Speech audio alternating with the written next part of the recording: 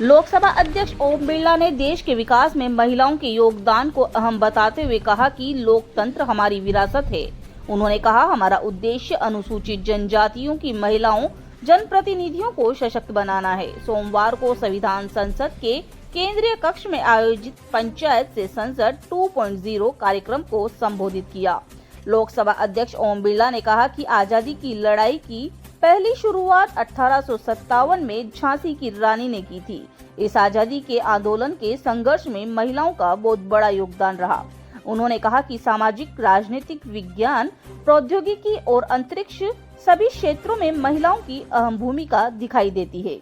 उन्होंने कहा, हमारे देश के लोकतंत्र की सबसे मजबूत संस्था पंचायत है। इसमें महिलाओं के नेतृत्व से जनजातीय क्षेत्र में सामाजिक आर्थिक विकास, महिलाओं को स्वावलंबी बनाना, कुटीर उद्योग को आगे बढ़ाने का काम हो रहा है। उन्होंने कहा, पंचायत से लेकर संसद तक हमारी लोकतांत्रिक व्यवस्था खास है।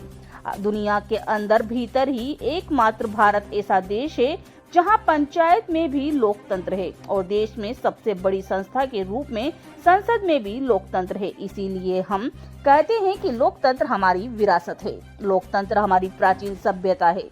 लोकतंत्र हमारे विचारों और कार्यप्रणाली में है। इसीलिए भारत को लोकतंत्र की जननी कहा जाता है। उन्होंने कहा कि लोकतंत्र की विरासत और इतिहास इस बात का प्रमाण है कि महिलाओं को बड़ा योगदान रहा है।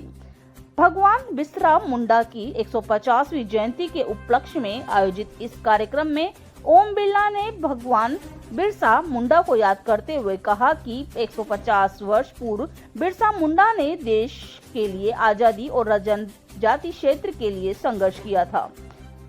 आइए सुनते हैं लोकसभा अध्यक्ष ओम बिरला का संबोधन।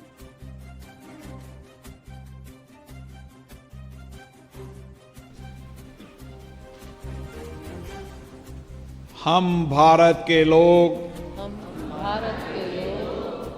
भारत को एक संपूर्ण प्रभुत्व, संपन्न, समाजवादी, पंथ निरपेक्ष, लोकतंत्रात्मक गणराज्य बनाने के लिए तथा उसके समस्त नागरिकों को सामाजिक, आर्थिक और राजनीतिक न्याय, विचार, अभिव्यक्ति, विश्वास, धर्म और उपासना की स्वतंत्रता, प्रतिष्ठा और अवसर की समता प्राप्त करने के लिए तथा उन सब में व्यक्ति की गरिमा और राष्ट्र की एकता और अखंडता सुनिश्चित करने वाली बंधुता बढ़ाने के लिए दृढ़ संकल्प होकर अपनी संविधान सभा में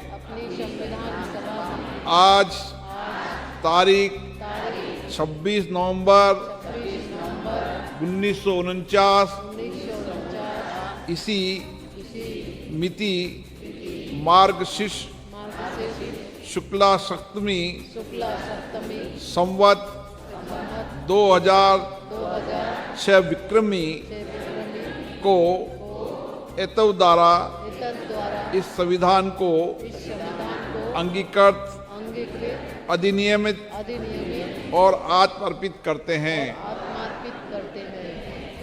भारत माता की।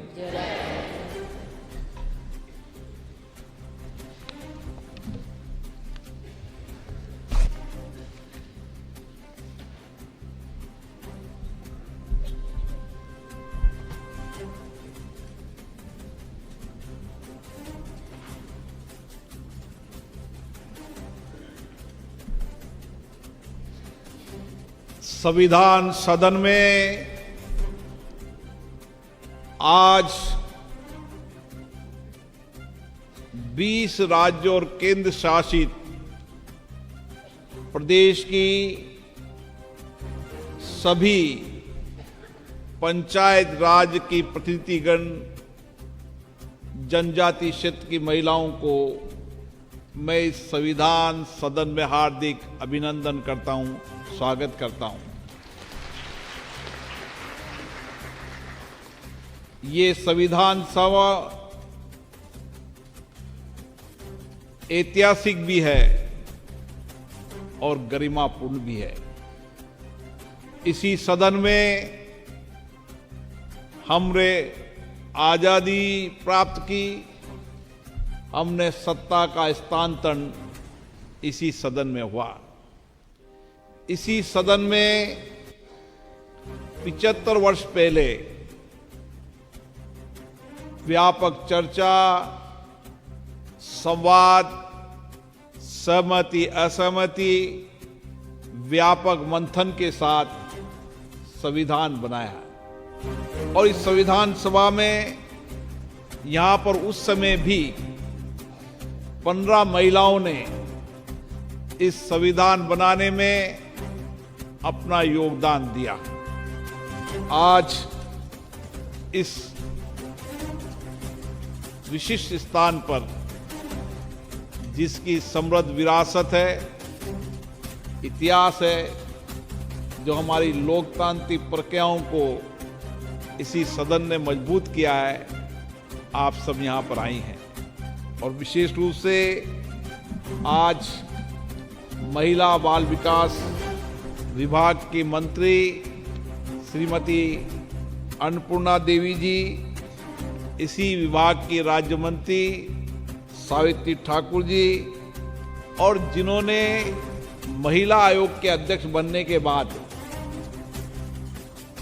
महिलाओं के प्रतिनिधित्व, महिलाओं के नेतृत्व, महिलाओं के माध्यम से सामाजिक आर्थिक विकास के नए योगदान के लिए आप सबको बुलाया है। महिला आयोग के अध्यक्ष विजय राहटकर जी को, उनको विशेष रूप से मैं बधाई देता हूं, जिन्होंने इस कार्यक्रम को आयोजित किया और विशेष रूप से देश के अलग अलग राज्यों से, जनजाति क्षेत्र से, जो हमारी सबसे महत्वपूर्ण संस्था है पंचायत राज, जिसके पंचायत राज के माध्यम से हम गांव के विकास और गांव के विकास के साथ हम आत्मनिर्भर भारत बनाने की दिशा में काम कर रहे हैं। हमारे लोकसभा के महासचिव उत्पल कुमार सिंह जी, सदगण, सभी विशिष्ट अतिथिगण, मैं आप सबका भी बहुत हार्दिक अभिनंदन करता हूं। भारत की विरासत, उसकी संस्कृति, उसके संघर्ष में महिलाओं का बहुत बड़ा योगदान रहा है। चाहे आजादी की लड़ाई हो, और उस आजादी की लड़ाई की पहली शुरुआत भी 1857 में हमारी रानी झांसी जी ने की। और उसके बाद इस आजादी के आंदोलन के अंदर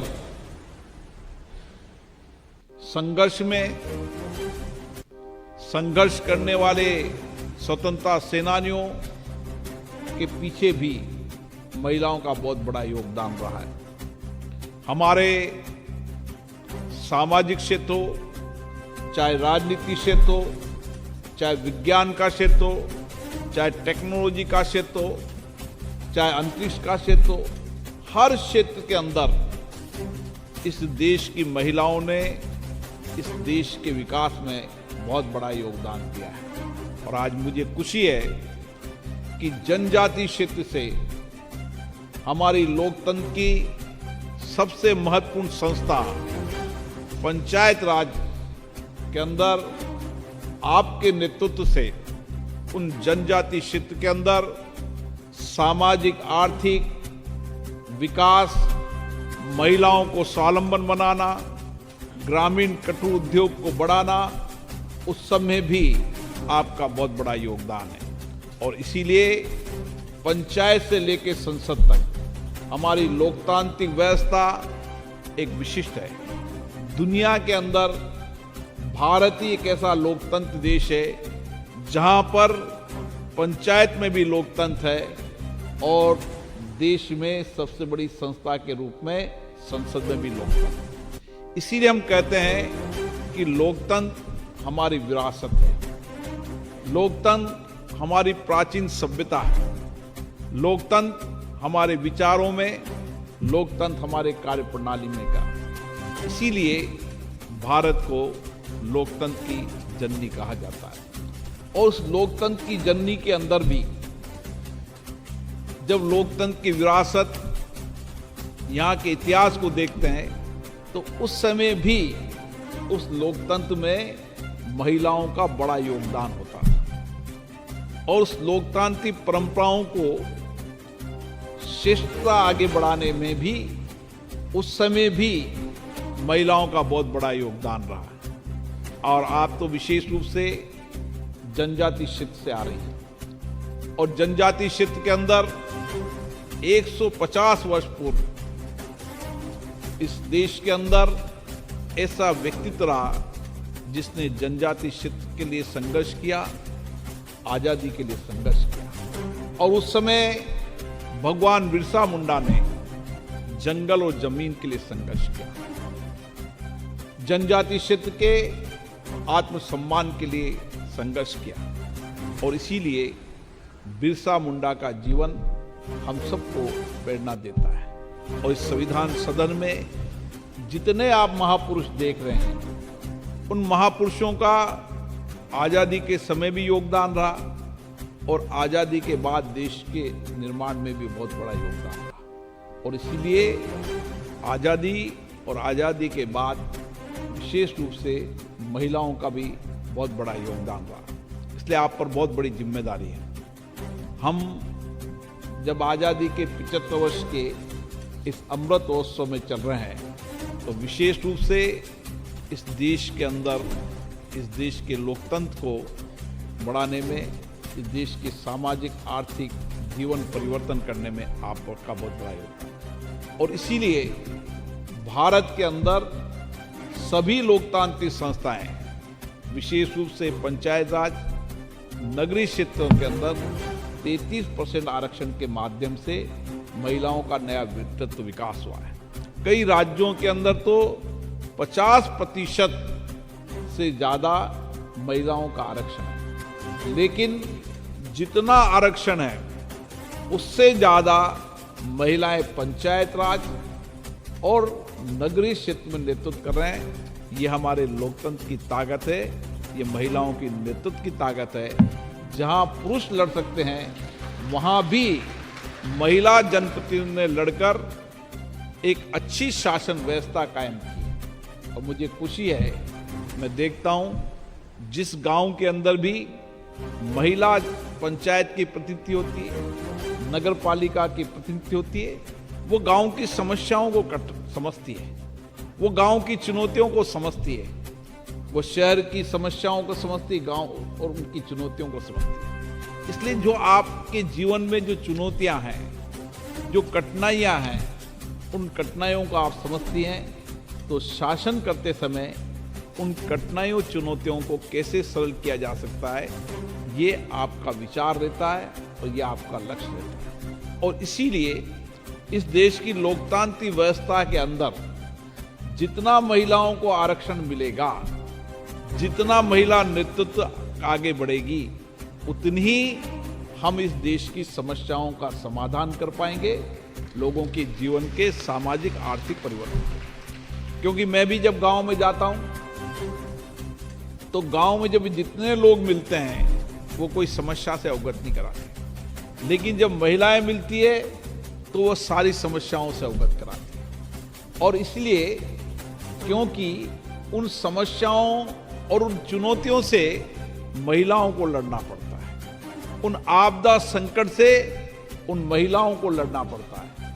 इसीलिए भारत के प्रधानमंत्री जी ने महिला नेतृत्व और महिला विकास और महिला के साथ सामाजिक आर्थिक विकास के दृष्टिकोण की नई दिशा दी है। उन्होंने जिन कठिनाइयों चुनौतियों से देश की महिलाएं लड़ती थी, उन चुनौतियों को समाधान करने का गंभीर प्रयास किया है। चाहे गांव में शौचालय हो, चाहे गांव में पीने का पानी हो, ऐसी बुनियादी बातें थी।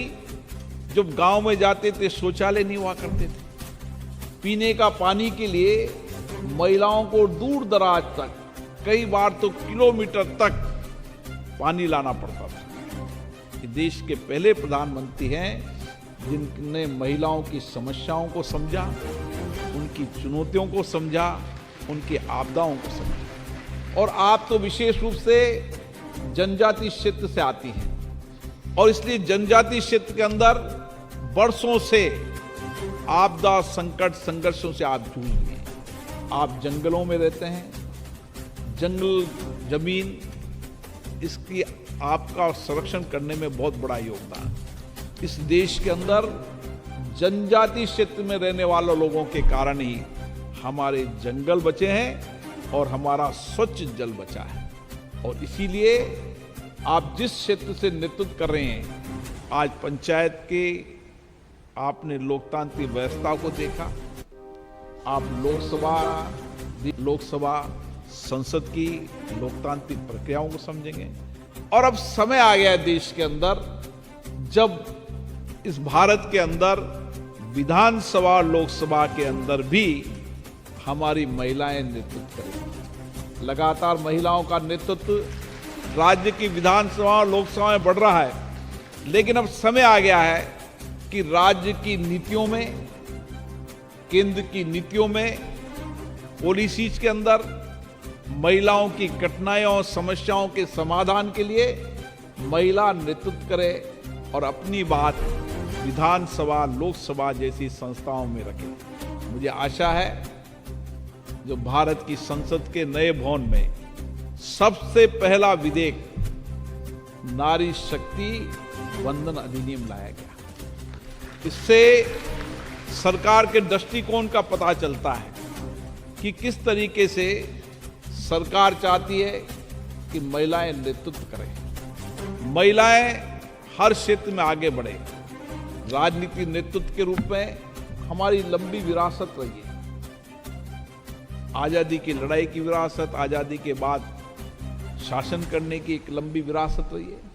अब समय आ गया है कि राज्य लोकसभा के अंदर भी महिलाएं जीतेंगी, नीतियां बनाएगी, पॉलिसी बनाएगी, कार्यक्रम बनाएगी और सरकार का धन कहां खर्च होना चाहिए उसके ऊपर अपने विचार रखेगी, ताकि हम देश की महिलाओं के संकट, समस्या और चुनौतियों का समाधान कर सकें। मुझे खुशी है कि आप दूर दराज से आए हैं, एक विचार लेकर आए हैं, एक संकल्प लेकर आए हैं। ये नया वर्ष 2025 का आपके लिए नया संकल्प का वर्ष होना चाहिए। भारत की महिलाओं के लिए नया संकल्प का वर्ष होना चाहिए कि हम दुनिया के अंदर, भारत एक ऐसा देश होगा जिसकी महिलाएं आज भी समाज क्षेत्र में नेतृत्व कर रही है, लेकिन आने वाले समय के अंदर जितने पुरुष है उतनी महिलाएं का नेतृत्व भी बढ़ेगा और नेतृत्व के साथ सामाजिक आर्थिक विकास के अंदर भी हमारा योगदान होगा। और आज मुझे खुशी है कि चाहे किसी भी परीक्षाओं में ले लें, चाहे किसी भी कंपटीशन में ले लें, अभी 33-40% महिला आ रही है, लेकिन जिस तरीके का समय गुजर रहा है, आने वाले समय में शिक्षा के अंदर, विज्ञान के अंदर, टेक्नोलॉजी के अंदर हमारी युवा महिलाएं नेतृत्व करेगी और आने वाले समय में दुनिया को एक बेहतर मानव संसाधन देने में आपका बहुत बड़ा योगदान होगा। मैं पुनः आप सबको इस संविधान सभा में हार्दिक अभिनंदन करता हूं। आज आप नया नेतृत्व लेकर जाएंगी, नई लोकतांत्रिक व्यवस्थाओं को समझ के जाएंगी और अपने अपने क्षेत्र के अंदर हमारी कोशिश होना चाहिए, हमारी प्रतिस्पर्धा इस बात की होनी चाहिए कि मेरी पंचायत में मेरे द्वारा जनजाति क्षेत्र के अंदर सामाजिक आर्थिक विकास तो हुआ है, लेकिन महिलाओं को नेतृत्व देने में हमने योगदान दिया है और उसी के साथ साथ उसके सामाजिक आर्थिक पहलू के साथ साथ ग्रामीण स्वावलंबन। आज मैं देखता हूं कि जहां जहां भी जनजाति क्षेत्र की महिलाएं अपने प्रोडक्ट, अपने हाथ से बनाए हुए प्रोडक्टों का समय समय पर छोटे छोटे प्लेटफॉर्म पर उपयोग करती है, लेकिन अब समय आ गया है कि दुनिया के अंदर जनजाति क्षेत्र की महिलाओं का बनाया प्रोडक्ट हो, चाहे खाद्य सामग्री हो, चाहे जड़ी बूटियां हो, हर क्षेत्र के अंदर हम इंटरनेशनल मार्केट पर, अंतर्राष्ट्रीय बाजार के अंदर भी महिलाओं के बने हुए प्रोडक्ट बेच सकें। और मैंने कई जनजाति क्षेत्र की महिलाओं को देखा है कि वह अंतर्राष्ट्रीय प्रोडक्ट पर बेचती है, ऑनलाइन करोड़ों का व्यापार कर कर गांव के अंदर बैठी महिलाओं को रोजगार देने का काम भी कर रही है। और इसीलिए अब समय आ गया है कि महिलाएं अब मजदूरी नहीं करेंगी। अब समय आ गया है महिलाएं एक कुशल और कुशलता के साथ अपने हाथ में जो हुनर है, जो आपकी दक्षता है, वो अद्भुत है। उस दक्षता का उपयोग करते हुए हम हमारे गांव की महिलाओं को आत्मनिर्भर बनाने के लिए एक व्यापक योजना बनाएंगे। मैं महिला आयोग के अध्यक्ष से आग्रह करूंगा कि वह हर जनजाति क्षेत्र की पंचायतों के अंदर एक एक प्रोडक्ट को इस तरीके की दक्षता बनाने के लिए उनको कौशल प्रदान करे, ताकि अंतर्राष्ट्रीय बाजार में उस गांव ढाणी की जो प्रोडक्ट है, उस प्रोडक्ट को हम अंतर्राष्ट्रीय बाजार के अंदर एक नया मार्केट दे सकें, ताकि उस गांव के अंदर वो रहने वाली महिलाओं को उसी गांव में रोजगार मिल जाए, ताकि गांव को दूर दराज जाकर पलायन कर कर काम न करना पड़े। मुझे याद है, एक माँ बेटी की संवेदना को मैं समझता हूँ, उनकी पीड़ा को समझता हूँ। आज भी इस देश के अंदर करोड़ों महिलाएं हैं जो अपने घर का खर्चा खुद चलाती है और नए विचार, नई दिशा तो मैं देखता हूं कि हमारी पढ़ने वाली बेटी खुद अध्ययन प्रशिक्षण भी करती है और साथ में आर्थिक रूप से पैरों पे खड़े होने की नया संकल्प, नया विचार भी उन्होंने। आप में बहुत बड़ा आत्मविश्वास है, आपकी दक्षता है, आपकी कौशलता है, संवेदना है आप में। हम सब महिलाओं को भारत के नेतृत्व की नई दिशा देनी है। और आज जब हम संविधान सदन में आए तो इन महापुरुषों से, और जो स्वतंत्रता आंदोलन और स्वतंत्रता के आंदोलन के बाद जिन्होंने देश में योगदान दिया, उनसे नई प्रेरणा लेकर जाएंगे और देश के अंदर महिलाओं को आत्मनिर्भर बनाएंगे, आत्मस्वावलंबन बनाएंगे और सामाजिक नेतृत्व देकर और आर्थिक नेतृत्व देकर इस देश को आगे बढ़ाने में योगदान देंगे। आप सभी को पुनः यहाँ पधारने के लिए हार्दिक अभिनंदन।